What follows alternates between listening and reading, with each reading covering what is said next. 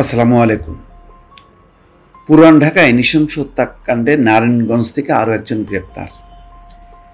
এই হত্যাকাণ্ডে প্রায় ২০-২২ জন তরুণ বা যুবক অংশ নেয়। তাদের প্রত্যেককে ধরা হবে এবং এইটা নিয়ে সামাজিক প্রতিক্রিয়া হয়েছে, মানবিক প্রতিক্রিয়া হয়েছে, সবচেয়ে দুঃখজনক প্রতিক্রিয়া হয়েছে রাজনৈতিক অঙ্গনে। এটাকে কেন্দ্র করে রাজনৈতিক অঙ্গনের চরমভাবে বিভক্তি, কাদা ছোড়াছুড়ি, পাল্টাপাল্টি দেখছি। এখন বিষয়টা হলো যে আইন শৃঙ্খলা রক্ষাকারী বাহিনী তো কাজ করবে, কিন্তু বারবার আমি যেটা জোর দেই যে এই ঘটনার পর আর কোথাও ঘটবে না, এইরকম সম্মিলিত আওয়াজটা আমি কিন্তু রাজনৈতিক অঙ্গনে দেখছি না। এনসিপি বলেন, ইসলামী আন্দোলন বলেন, জামাতে ইসলাম বলেন, তারা যেমন বিএনপিকে লক্ষ্য করে বক্তব্য দিচ্ছে, বিএনপিও কিন্তু কালকে বিশাল শোডাউন করে তারাও জবাব দিচ্ছে। এই যে পাল্টাপাল্টি জবাবের মধ্য দিয়ে কি হচ্ছে? রাজনৈতিক বিভক্তি বাড়ছে। সুবিধা হচ্ছে কার? সুবিধা হচ্ছে এই অপরাধীদের, দুষ্কৃতিকারীদের, যারা এই ধরনের ঘটনা ঘটাচ্ছে। কারণ যে তাদের বিরুদ্ধে তো কেউ ঐক্যবদ্ধ হচ্ছে না, ঐক্যবদ্ধ হচ্ছে এক পক্ষ আর এক পক্ষের বিরুদ্ধে। সামনে নির্বাচন, ক্ষমতা, ওটাই মূল লক্ষ্য।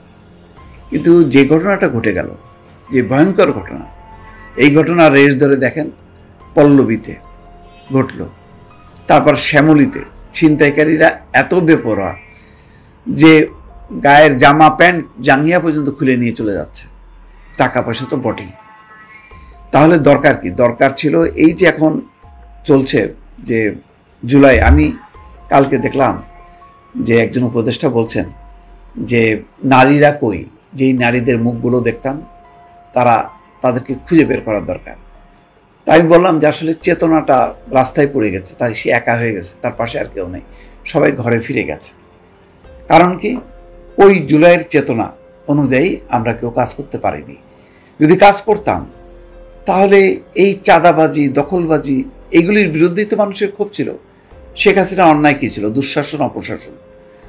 তা আবারও যদি নতুন করে নতুন কায়দায় যদি দুঃশাসন, অপশাসন চেপে বসে, তাহলে মানুষের এত রক্ত, ২,০০০-এর উপরে শহীদ, ২০-২৫ হাজার মানুষ আহত হলো, পঙ্গু হলো, তাদের কি হবে? একবার চিন্তা করেন। এরা তো কোনো দল করে না যে ২,০০০ মানুষ প্রাণ দিল, এত মানুষ আহত হলো। কয়জন আছে কেন রাজনৈতিক কর্মী? সাধারণ মানুষ। তাহলে সাধারণ মানুষের প্রতি শ্রদ্ধার সম্মান দেখাচ্ছে কোথায় রাজনৈতিক দলগুলো? এই ঘটনার প্রেক্ষিতে আপনি খেয়াল করেন যে আজকে শেখ হাসিনা নেই। আগে মনে করা হয়তো যে বোধহয় একমাত্র শেখ হাসিনাই সবচেয়ে বড় সমস্যা দেশে। তাহলে সেই সমস্যাটা তো দূর হলো। এরকম একটা গুরুত্বপূর্ণ ইস্যুতে করণীয় কি?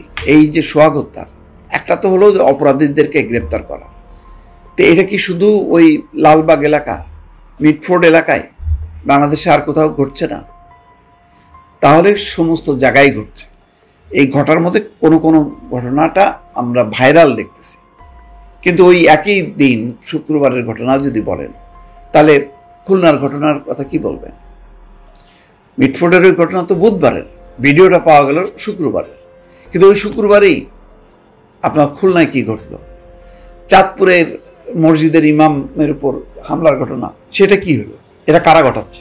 দুর্বৃত্তরা, দুষ্কৃতিকারীরা। এরা কি কোনো রাজনৈতিক দলের শুভাকাঙ্ক্ষী? এনসিপির, জামাতের, বিএনপির? কেউ বলবে যে হ্যাঁ এরা ভালো কাজ করছে? না। তাহলে এই দুষ্কৃতিকারীদের বিরুদ্ধে একটা গণপ্রতিরোধের আওয়াজ রাজনৈতিক দলগুলো গোল টেবিল করে হোক, যৌথ বিবৃতির মাধ্যমে সামনে আসলো না কেন?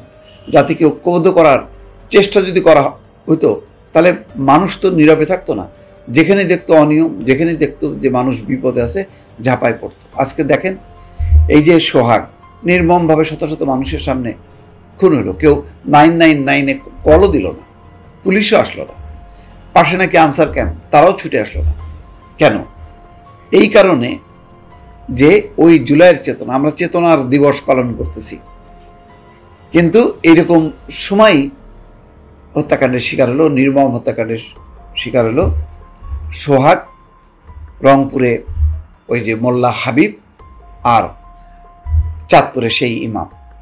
আমরা কোনোটাই প্রতিরোধ করতে পারলাম না। তো সেই চেতনাটা যদি না থাকে, তাহলে এই বিচ্ছিন্নভাবে সরকারিভাবে জুলাইয়ের চেতনা উদযাপন করে টেলিভিশনগুলোতে এই এপিসোড করে লাভটা কি? লাভ তো হচ্ছে না। তো সুতরাং আমরা আসলে ব্যর্থ জাতি। হাসিনার বিদায়ের পরেও রাজনৈতিক দলগুলো ঐক্যবদ্ধভাবে একটা আওয়াজ তুলতে পারলো না। এর চেয়ে দুর্ভাগ্য আর কিছু নেই। সরকারও আমি দেখলাম যে নিষ্ক্রিয় হয়ে বসে আছে। ভাই একটা ডাক দে, এত বড় একটা ঘটনা, এত বড় নৃশংস, সব রাজনৈতিক দলগুলোকে তো ডক্টর মোহাম্মদ ইউনূস ডাকতে পারতেন, ডেকে বলতে পারতেন এটার বিরুদ্ধে আপনারা সম্মিলিতভাবে পদক্ষেপ নেন, বিচ্ছিন্নভাবে একজন আরেকজনের বিপক্ষে রাস্তায় নেমে লাভ নেই।